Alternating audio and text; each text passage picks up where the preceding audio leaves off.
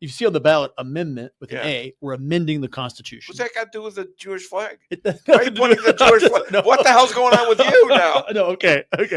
Go ahead. No, go back to the flag. Let's back we're up. Fine. Let's back. No. I'm speaking for all the Jews. We're fine. I don't have to. I feel like that as like a professor. I have to draw everything and like depict everything. I don't need to do that. I could just. I didn't mention he's a professor. We're on the radio. It's an audio medium, so I just go ahead and describe it.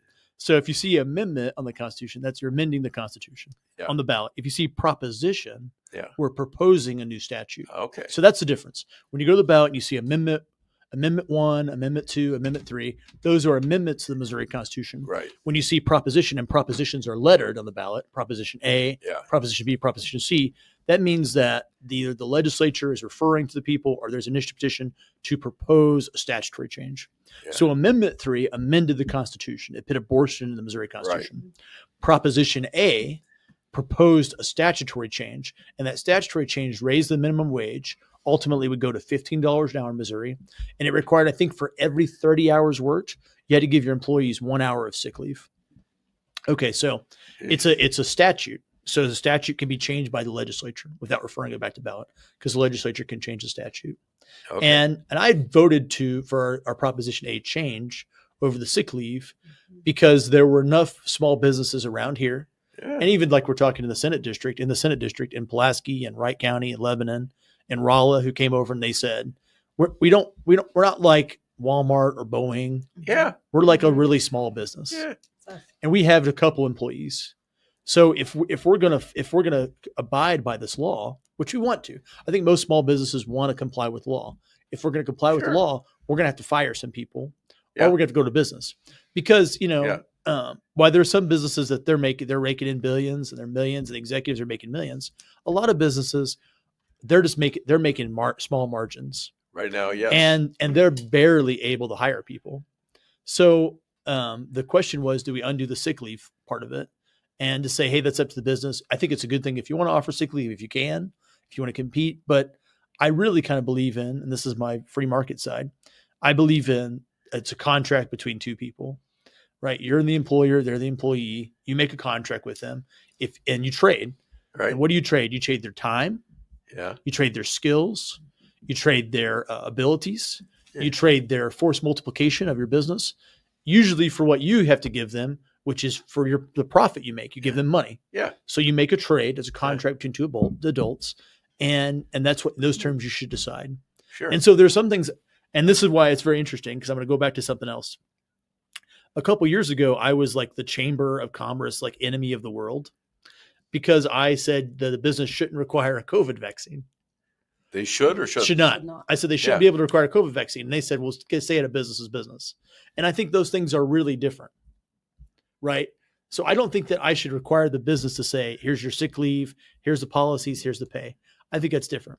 But I think it's totally different than me saying, well, if you want to work here, you have to cut off your finger. Totally different. Right. There's different things. So I think there should be some boundaries, but I think when it comes to like benefits and stuff like that, we should leave a lot of that to the small business to figure out what they want to do. Yeah. And so we had a requirement on every employer. So like if it's at your firm, if it's at your restaurant, whatever, it just was prohibited. So it wasn't good, and so I voted to change that sick leave part of it. Thank you. And Thank you very much. They voted. Yeah. So what happened was the House voted on it. Yeah, my wife had this last week, and she talked about it on air. Yeah, I did a review of some of your legislation you guys passed before session closed. So. I said, we got to get that guy out here again. Come on. This legislation was big. We had this legislative session, big controversial issues. It's like a big fight. I bet you get a lot of complaints about that one too. Right? Yeah, that was one of the things they said. You're undoing the will of the people. Mm-hmm. It went to the House. Well, yeah. Yeah, because it was voted on in November, and then the Senate did. It's the first time in 6 years they did a motion to previous question to end the filibuster. And they did it for abortion, and they did it for Prop A. So they PQ'd previous question into the filibuster twice. So the Senate, you could talk as long as you want about whatever you want.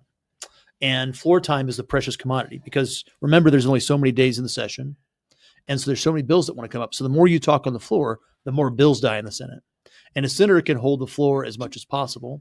Really? And so they could talk. They could read a book. I could read the Bible. I could or read a movie script. I could whatever. And I'm just slaughtering, to use violent terms, but bills are just dying. Right. Yeah. So, but the only way to stop it is by a motion for previous question in debate. And it's very rare. But this is one of the reasons why I'll talk about Bill Eigel.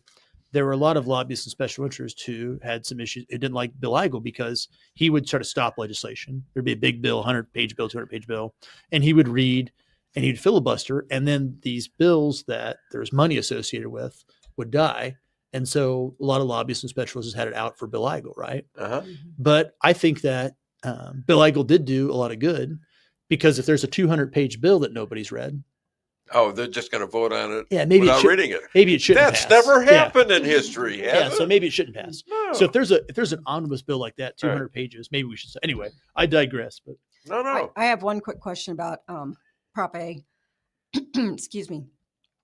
So what happens to the sick leave that is occurring between now and August 28th, which is the actual repeal date?